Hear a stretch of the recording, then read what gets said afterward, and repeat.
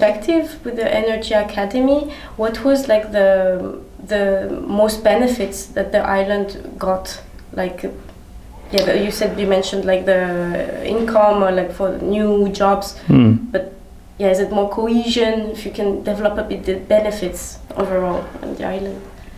The benefit of the island was basically to change you could say change the economy from import economy to export economy, because before we started this project, we imported for almost 10 million euros every year energy from outside to the island.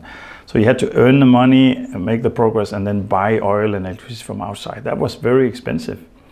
And then we started producing our own energy, converting heating systems from oil to locally produced biomass, electricity from imported to locally produced electricity, and so on and so forth.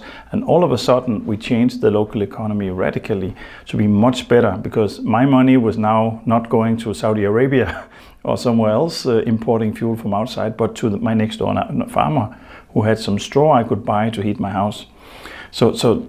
And he probably used his money locally also to make a carpenter build a new barn or something like that. So it created and generated a lot of what you call improved, you could almost call it circular economy. Okay, yeah, great. Did I wait enough to react? It's really frustrating because I want even like, you know, to sure. react, and I'm like but I cannot. But should I ask like along the process, like you said that there were some barriers and like some also sometimes people putting brakes, and to overcome them, can you share like the key lessons from your experience of like 10 years of gathering people and making them agree and like grow this snowball for energy transition? Well, the evolution of the project, or the snowball effect of the project, is that when we saw the first project successfully be realized, then people got more confidence and trust and said, all right, it's not so difficult, we can do this. So it was easier the more projects we did to make the next project, because people trusted the numbers were right, the budgets were right, and people didn't risk too much. I mean, so we became more and more brave. So we went from small wind projects to very big offshore projects and very expensive ferry projects and stuff like that. I mean, not risky in kind of, it was not dangerous, but it was still much more money than we invested in the beginning of the process. So I think it's about growing kind of a trust and a courageous community that can make even more difficult decisions. But you have to grow and learn by doing things, and step by step develop your own way of handling things. That was like cool sentences. Yeah, that's great. And I don't know, also maybe if it can be useful, just to summarize the diversity of the type of project, the windmills, the different heating district, just that we have it like in a condensed way. So the energy system on this island is basically 3 major energy sources and then one big kind of overall energy issue. So the first is electricity. So we established enough wind power to be self-supplied with electricity from wind power. Heating is a combination of solar and biomass, and also some electricity for heat pumps in remote houses where you don't have access to collective underground heating systems.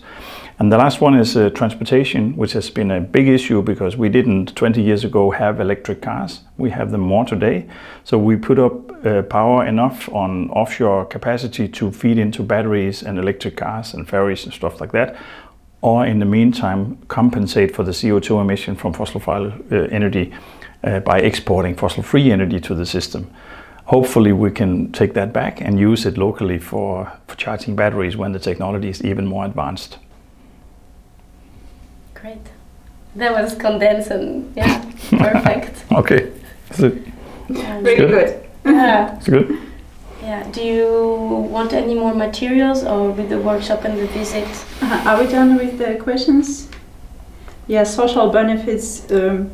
Do you want to focus a bit more on social benefits, or did we discuss it sufficiently, do you think? I think he answered, but okay, I don't know if you have anything more to add. We can maybe do it. What about jobs? Should I do it? Yeah, yeah, I can do that that. would be really cool. Like specifically a social aspect. Sure. Okay. Then what would be the social benefits, and more specifically about job creation on the island? So the social benefit of a transformation from oil to green energy is also that oil and imported energy is creating absolutely no jobs. Well, maybe one truck driver will take the oil around in a tank truck, but the transformation takes a lot of jobs, takes a lot of work, and now we practically manhandle all kind of energy. We bale the straw, we move it from the field to the barn, we take it from the barn to the boiler, and so there's a lot of handling in this also. So green energy is also jobs, and that's a very convincing argument for local community that you actually can look forward and see your next job in the energy transition. That's a strong social benefit of renewable energy. And you said also that there is like the Energy Academy welcomes a lot of people. So maybe you can talk also about the activities of the Energy Academy and its role in like sharing the knowledge, being the catalyst and the dissemination agent of these lessons. Yeah, and you can add on to the social benefit also saying that when you have started the practical implementation and you are establishing the whole technology base on wind, solar, biomass and all the other things, all of a sudden, if you tell the story in a good way, then people will be attracted to this and come and see it. Come and study this also. Politicians want to see what policy made this happen. Bank people, financial people will see what kind of investment was included in this, and business people will come and say to them what kind of businesses grew out of this. So we have a lot of professional visitors to this island today who will come and stay in a hotel, they'll sleep in a bed, they'll have meals, they buy tickets in the ferry and stuff like that. So we have like a lot of side effects basically made by the spin-off of the green transition.